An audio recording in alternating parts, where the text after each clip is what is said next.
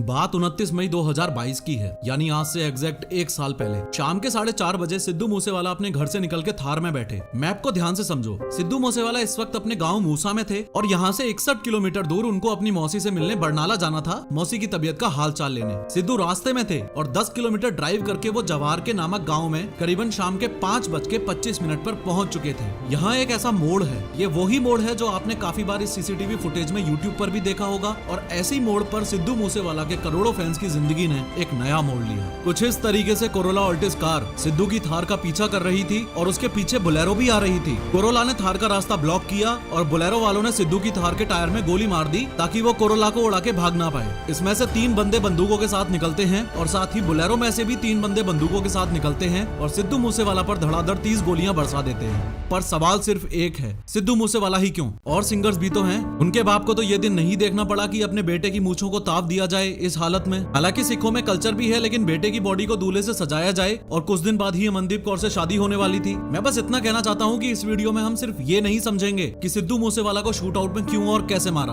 बल्कि डीपली ये भी समझेंगे कि पंजाबी म्यूजिक इंडस्ट्री के साथ दिक्कत क्या है, क्यों गैंगस्टर्स पंजाबी सिंगर्स के पीछे पड़े हुए हैं, क्यों परमीश वर्मा को अप्रैल 2018 में मोहाली में गोली मारी, और आखिर क्यों गिप्पी ग्रेवाल और मनकीरत औलख को जान से मारने की धमकी मिली हुई है। देखो, सिद्धू मूसेवाला हत्याकांड मामले में पुलिस का ये मानना है कि सिद्धू के साथ जो कुछ हुआ वो बस एक इंसान की वजह से हुआ, और वो इंसान है ये विक्की मिड्डू खेड़ा।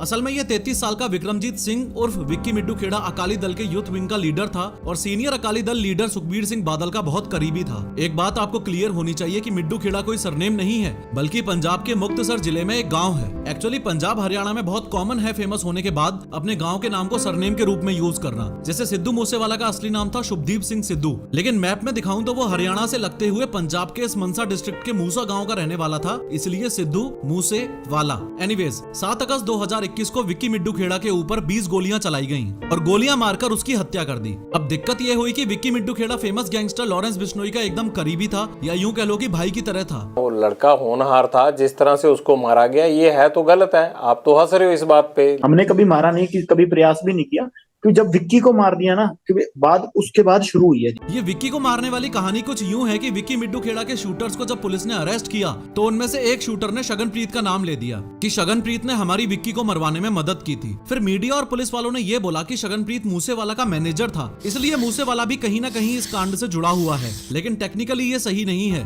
शगनप्रीत असल में काफी पंजाबी सिंगर्स का कॉमन मैनेजर था और सिद्धू मूसेवाला के 1-2 शोज उसने अरेंज करवाए थे। लेकिन ये बात सच है कि शगनप्रीत मूसेवाला का नोन तो था। अब शगनप्रीत का नाम सामने आने के बाद पुलिस उसको पकड़ती, उससे पहले ही वो कथित तौर पर ऑस्ट्रेलिया भाग निकला। और लॉरेंस बिश्नोई गैंग का ये मानना था कि सिद्धू मूसेवाला का शगनप्रीत को ऑस्ट्रेलिया भिजवाने में हाथ था, इसलिए ही सिद्धू पर ये 6 शूटर्स धड़ाधड़ गोलियां चला रहे हैं। इस समय सिद्धू के पास एक पिस्टल थी जिसमें सिर्फ 2 गोलियां थी, जो सिद्धू ने बैकफायर भी किए थे। आपको ये भी पता होना चाहिए कि सिद्धू के साथ इस समय गाड़ी में 2 लोग और थे, उनका कजन गुरप्रीत सिंह और पड़ोसी गुरविंदर सिंह। गुरप्रीत को ड्राइवर सीट पर बैठा था और गुरविंदर पीछे वाली सीट पर बैठा था, और इनके भी जांग और हाथों में गोली लगी थी और ये भी इंजर्ड हुए थे। टोटल 30 गोलियां चलाई गई थी, जिसमें से 19 गोलियां मूसेवाला को लगी और पास के ही घरों में वारदात की जगह पर भागकर पहुंचे मैसी नामक एक बंदे ने कांच वगैरह तोड़ के जब सिद्धू को गाड़ी से निकाला तो उनकी सांसें चल रही थी।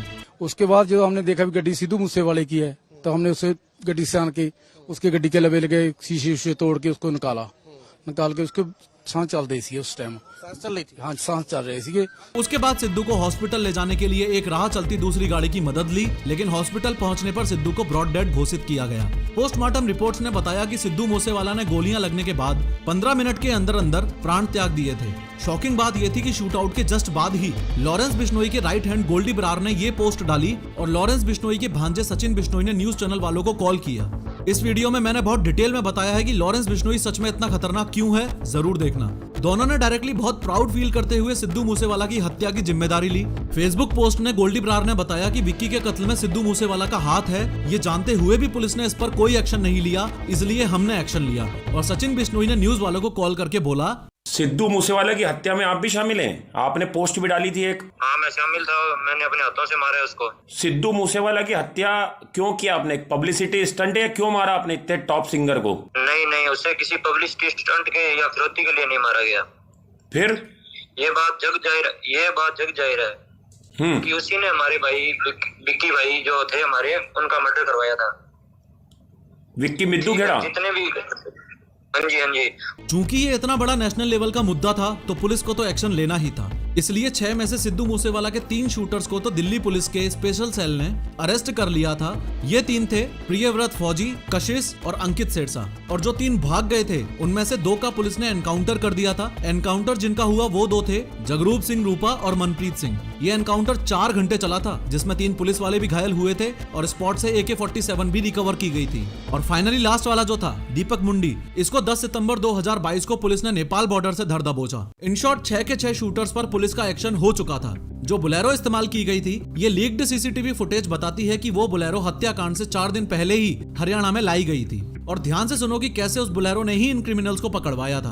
असल में मूसेवाला के ऊपर गोलियां चलाने के बाद कुछ इस तरीके से सारे के सारे क्रिमिनल्स ने उस बुलेरो में ट्रेवल करते वक्त ये वीडियो बनाया, जिसमें सब अपने दोनों हाथों में बंदूकें दिखा रहे थे और अपने आप को स्टड साबित करने की कोशिश कर रहे थे। उसके बाद मनसा से 13 किलोमीटर दूर इस बुलेरो को इन लोगों ने अबेंडन कर दिया और भाग गए। जब पुलिस को वो बुलेरो मिली तो छानबीन करने पर पुलिस को फतेहाबाद के एक पेट्रोल पंप की रिसीट मिली। पेट्रोल पंप पर जाकर पुलिस ने CCTV फुटेज चेक किया तो पाया कि इसमें तो प्रियव्रत फौजी शामिल है। तो कुछ इस तरीके से पुलिस को लीड्स मिली थी।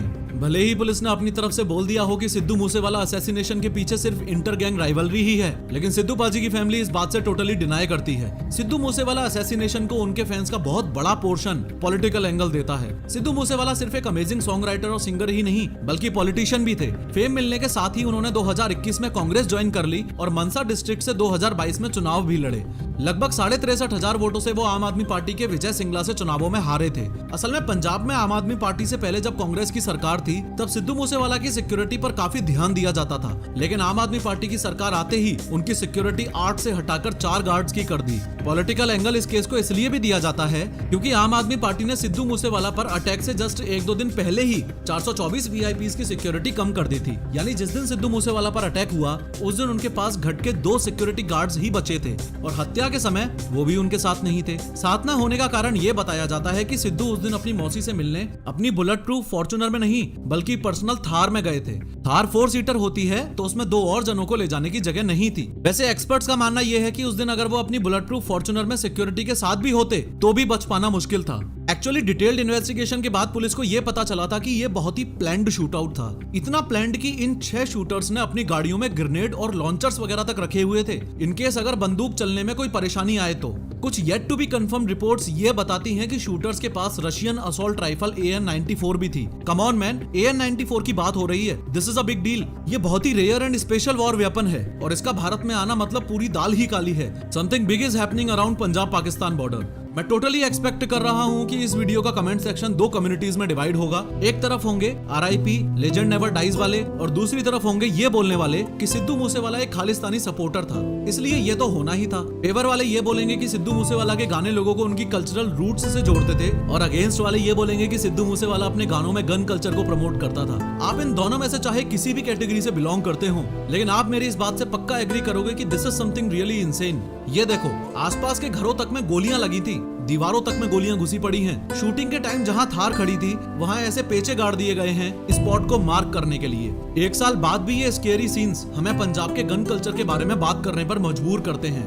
पंजाब इंडिया के सिर्फ 2.3% पॉपुलेशन कंटेन करता है, लेकिन टोटल इंडिया के 10% लाइसेंस्ड आर्म्स पंजाब के पास ही हैं। भारत के टोटल 40 लाख लाइसेंस्ड हथियारों में से 4 लाख तो पंजाब के पास ही हैं और जो क्राइम्स हो रहे हैं वो ऑब्वियसली नॉन लाइसेंस्ड हथियारों से हो रहे हैं। सिद्धू मूसेवाला के कुछ फैंस ये भी मानते हैं कि ये हत्या एक मिस्ट्री टाइप है। शायद सिद्धू को पता था कि वो कब और कैसे मरेगा। बहुत ही खतरनाक कोइंसिडेंस है कि 295 सॉन्ग उसका मोस्ट पॉपुलर है और डेथ भी 29/5 यानी 29 मई को ही हुई। सिद्धू अमेरिकन रैपर टुपैक शकूर का बहुत बड़ा फैन था और जैसे उसकी हत्या हुई सेम तरीके से सिद्धू की भी हत्या हुई। खैर, हम सब फिलहाल ये जानते हैं कि हमने एक रियली टैलेंटेड सिंगर और सॉन्ग राइटर खोया।